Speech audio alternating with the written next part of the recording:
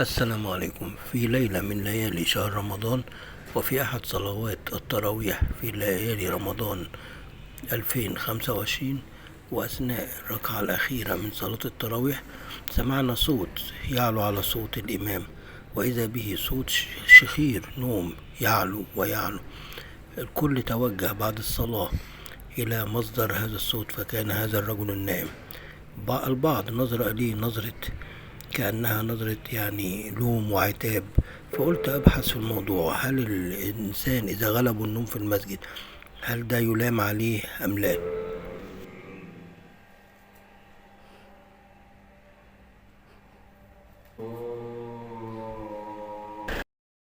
وبالبحث وجدت ان سبب النوم ده هو سبب فسيولوجي، ان مع الاكل طبعا الدورة الدموية بتندفع للامعاء، وده خاصة اذا اكل دهون او اي شيء اخر على وسكريات الطلاب ممكن عليه يؤدي الى عليه الصلاة النعاس والنوم. والسلام.